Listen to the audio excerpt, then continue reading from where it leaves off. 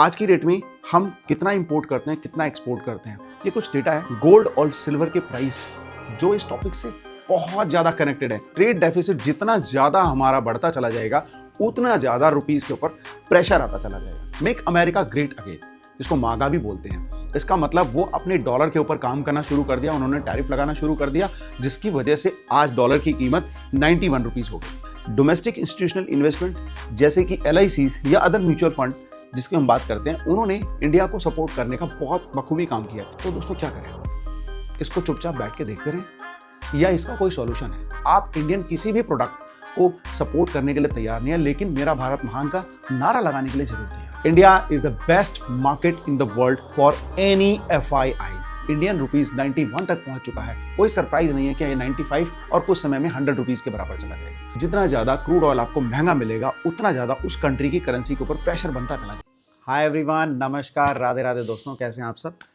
मैं अनुराग त्रिपाठी एक बार फिर से आपका स्वागत करता हूं मेरे चैनल दिल से विद अनुराग में। यार कोई फ़ोन लेना है, सजेस्ट करना। नहीं, एप्पल नहीं, वन प्लस नहीं, वन प्लस भी नहीं, सैमसंग। मेरे को इंडियन ब्रांड बता ना, कोई Indian brand, you know any. मेरे को इंडियन ब्रांड बता जो मैं फ़ोन ले सकूं, because I want to buy a make in India product. नहीं मालूम? आपको मालूम है? आप भी नहीं जानते? जी हाँ दोस्तों, कुछ ऐसा ही हाल है हमारा। आज एक ऐसे विषय पे बात करने जा रहा हूँ जिस पे हम सबको बात करने और समझने की बहुत ज़्यादा ज़रूरत है। हमेशा हम पढ़ते हैं, समझते हैं, लेकिन भूल जाते हैं। एक ऐसा विषय, डॉलर वर्सेस रुपीज़। जी हाँ दोस्तों, आप सोचेंगे कि इसका प्रोडक्ट से क्या कनेक्शन है। थोड़ा कोशिश करेंगे जानने की। एक डॉलर की कीमत आप जानते हैं आज की डेट में क्या है? एक डॉलर की कीमत 91 रुपये है। हुआ ना ये मजाक? कभी जब हम छोटे थे तो एक डॉलर की कीमत 45, 50 इस यहाँ तक सुना था। कुछ समय तक पहले हमने एक डॉलर की कीमत लगभग 80-82 रुपये देखी थी और बहुत चर्चा का विषय बना था। लेकिन आज वही डॉलर की कीमत 91 रुपीज़ के आसपास जा रही है। आपको पता है इसका असर क्या होगा? इसका असर आपको और मुझे पड़ेगा, यानी हमारी पॉकेट्स पे। डॉलर वर्सेस रुपीज़ है क्या दोस्तों? आराम से समझने की कोशिश करते हैं। अगर एक डॉलर 91 रुपये के बराबर है तो वो आज उसके क्या कारण हो सकते हैं और किन कारणों से वो आज इतना हाई प्राइस पे चला गया है, इंक्रीज होता चला जा रहा है।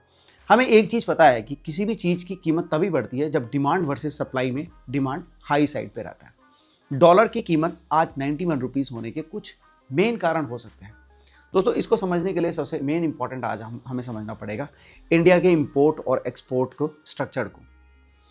आज की डेट में हम कितना इंपोर्ट करते हैं, कितना एक्सपोर्ट करते हैं, ये कुछ डेटा है जो मैं आपके सामने शेयर करने जा रहा हूँ। आप इसको डिस्क्रिप्शन में आराम से पढ़ लीजिए। हम मैक्सिमम इंपोर्ट करते हैं और कम एक्सपोर्ट करते हैं। उसको सिंपल समझने की कोशिश करिए कि इंपोर्ट और एक्सपोर्ट स्ट्रक्चर समझने की बहुत ज़्यादा ज़रूरत है।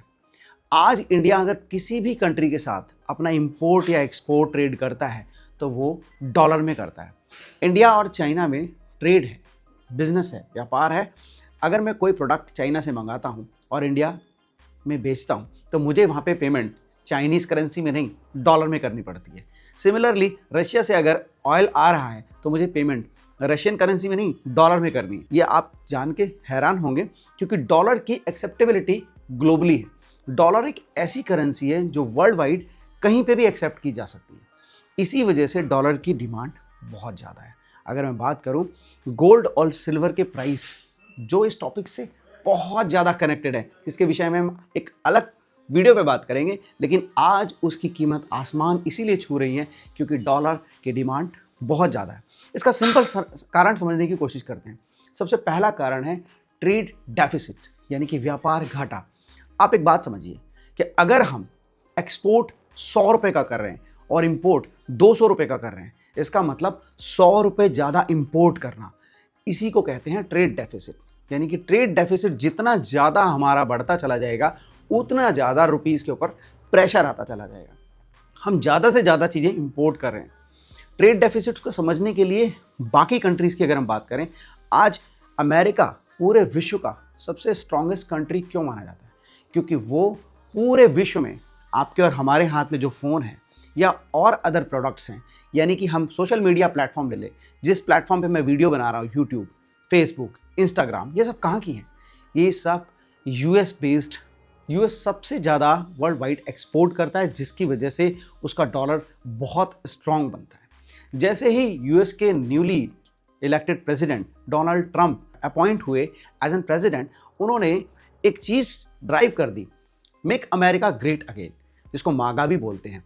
इसका मतलब वो अपने डॉलर के ऊपर काम करना शुरू कर दिया, उन्होंने टैरिफ लगाना शुरू कर दिया, जिसकी वजह से आज डॉलर की कीमत 91 रुपीज़ हो गई। वापस आते हैं ट्रेड डेफिसिट के ऊपर। सिंपल भाषा में अगर समझूं, अगर मैं ज़्यादा से ज़्यादा चीज़ें खरीदूंगा और कम से कम एक्सपोर्ट करूंगा तो मेरा व्यापारिक घाटा बढ़ता चला जाएगा, जिसकी वजह से मेरी करेंसी पे, यानी कि हमारी करेंसी पे, इंडियन रुपीज़ पे प्रेशर आना शुरू हो जाएगा। दूसरा मेन इंपॉर्टेंट कारण FIIs एंड DIIs, ये बहुत ज़्यादा इंपॉर्टेंट है। इसको जानने के लिए सबसे पहले समझते हैं कि क्या होता है FIIs और क्या होता है DIIs। सरल भाषा में बोले, फॉरेन इंस्टीट्यूशनल इन्वेस्टर, जिनको FIIs बोलते हैं, डोमेस्टिक इंस्टीट्यूशनल इन्वेस्टर, जिनको DIIs बोलते हैं। फॉरेन इंस्टीट्यूशनल इन्वेस्टर्स जो बाहर की इंस्टीट्यूशनल एजेंसीज हैं जो इंडिया में इन्वेस्टमेंट करती है। अगर पिछले कुछ समय की बात करें तो बहुत सारा इन्वेस्टमेंट FIIs का इंडिया में था, जो पिछले एक साल में कई लाख करोड़ उन्होंने निकाल के दूसरी कंट्रीज़ में या बाहर कहीं शिफ्ट कर दिया है, जिसकी वजह से हमारे आज मार्केट के ऊपर बहुत ज़्यादा दबाव, ये कह सकते हैं कि प्रेशर फील हो रहा है। डोमेस्टिक इंस्टीट्यूशनल इन्वेस्टमेंट जैसे कि LICs या अदर म्यूचुअल फंड जिसकी हम बात करते हैं, उन्होंने इंडिया को सपोर्ट करने का बहुत बखूबी काम किया है। फिर भी हमारी इकोनॉमी के हिसाब से हमें FIIs इन्वेस्टमेंट बहुत ज़्यादा ज़रूरी है। तो गवर्नमेंट को ये ज़रूर चाहिए कि कुछ इस तरह की पॉलिसी बनाई जाए जिससे FIIs का कॉन्फिडेंस आए और उनको रिटर्न मैक्सिमम से मैक्सिमम इंडिया में मिले और इन्वेस्टमेंट ज़्यादा से ज़्यादा आए। जितनी ज़्यादा से ज़्यादा FIIs की इन्वेस्टमेंट आएगी, उससे कई बेनिफिट्स मिलते हैं। इन्वेस्टमेंट आती है, एम्प्लॉयमेंट बढ़ता है, हमारे रुपीज़ के ऊपर प्रेशर कम पड़ता है और हम ग्लोबली हमारी इकोनॉमी को बहुत सपोर्ट मिलता है। तीसरा कारण है ग्लोबली अनसर्टेनिटी।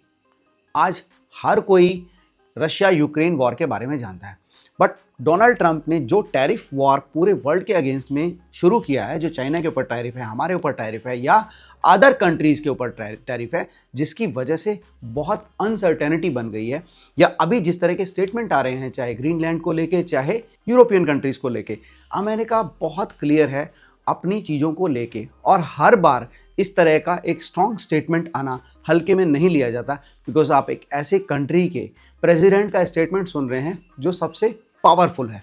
इसलिए ग्लोबल अनसर्टेनिटी जितनी ज़्यादा बनती है, उतना ज़्यादा रुपीज़ के ऊपर प्रेशर आता है, FIIs अपना पैसा निकालते हैं और अनसर्टेनिटी बनी रहती है। ये तीन मुख्य कारण मैंने आपको बताए, जिसकी वजह से डॉलर मजबूत बन रहा है और रुपीज़ कमज़ोर होता चला जा रहा है। तो दोस्तों क्या करें? इसको चुपचाप बैठ के देखते रहें या इसका कोई सॉल्यूशन है? और सॉल्यूशन हमें ढूंढना पड़ेगा। सॉल्यूशन है, सॉल्यूशन ये है कि हमें अपने एक्सपोर्ट पे जोर देना पड़ेगा। या दोस्तों, आज आप मुझे कमेंट बॉक्स में ज़रूर बताएं कि आप कितने ऐसे इंडियन ब्रांड को यूज़ करते हैं। अगर आप गाड़ी लेने जाते हैं तो आप क्या इंडियन ब्रांड को प्रेफरेंस देते हैं? आप मोबाइल लेने जाते हैं तो क्या आप इंडियन ब्रांड को प्रेफरेंस देते हैं? या कोई भी टीवी से लेके, फ्रिज से लेके कोई भी प्रोडक्ट, क्या आप सर्च भी करते हैं कि क्या इंडियन प्रोडक्ट बन रहा है? दोस्तों, ये हमारे ब्लड में आना चाहिए। जब तक हम खुद नहीं समझेंगे कि हम अपनी मेक इन इंडिया प्रोडक्ट्स को यूज़ करें, तब तक कुछ नहीं होने वाला।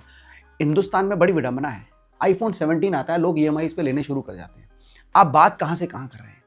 आप iPhone 17 को EMI पे लेने के लिए तैयार हैं, लेकिन आप इंडियन किसी भी प्रोडक्ट को सपोर्ट करने के लिए तैयार नहीं है, लेकिन मेरा भारत महान का नारा लगाने के लिए ज़रूर तैयार है। माफ़ करना दोस्तों, ये सिर्फ आपके लिए नहीं, ये मेरे पे भी लागू होता है, ये हम सब पे लागू होता है, और हमें इसको समझने की ज़रूरत है। इसका सिंपल सॉल्यूशन जो मैं बता रहा था कि हम जितना ज़्यादा एक्सपोर्ट करेंगे और मेक इन इंडिया को सपोर्ट करेंगे, उतना ज़्यादा इंडियन रुपीज़ को सपोर्ट मिलेगा और हम और आप स्ट्रॉन्ग बनेंगे। चाइना ने बहुत साल पहले ये काम करना शुरू कर दिया। बहुत ज़्यादा ज़रूरी हो जाता है मेक इन इंडिया को सपोर्ट करना और अपनी चीज़ों को यूज़ करना।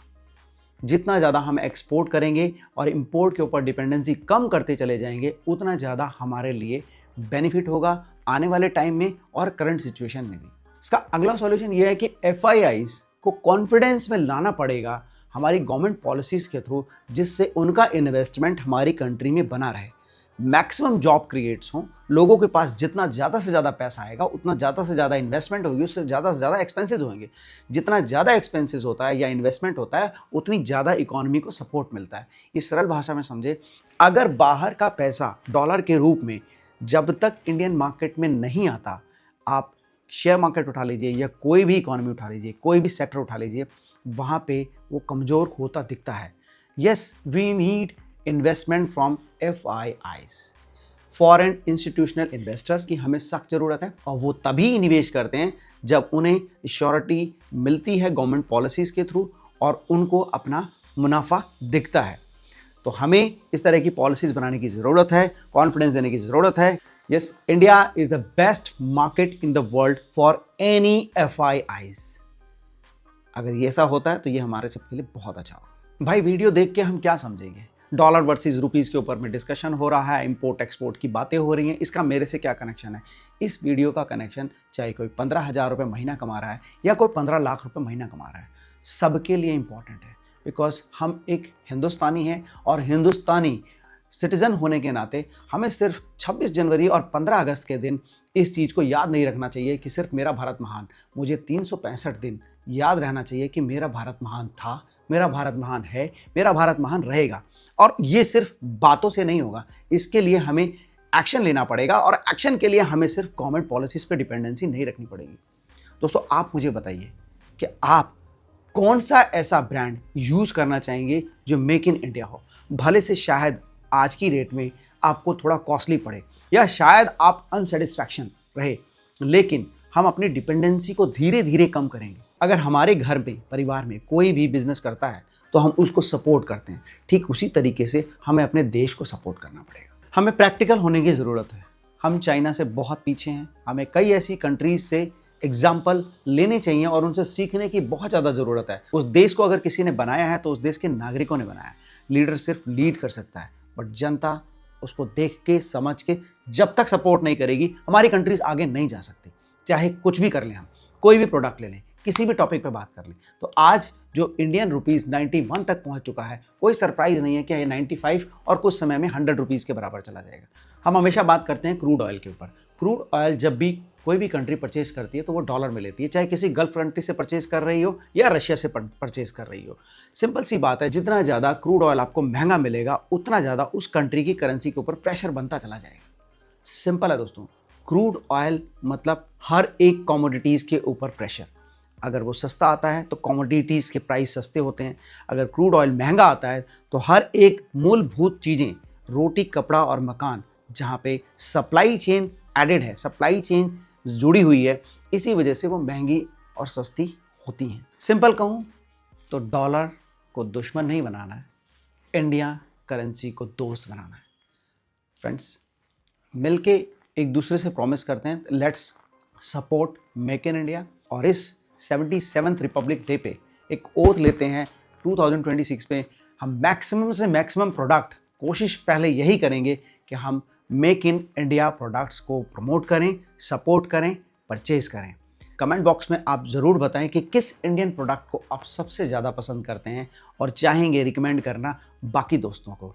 तो मिलते हैं किसी दूसरे वीडियो में आपको, तब तक के लिए जय हिंद, राधे राधे दोस्तों।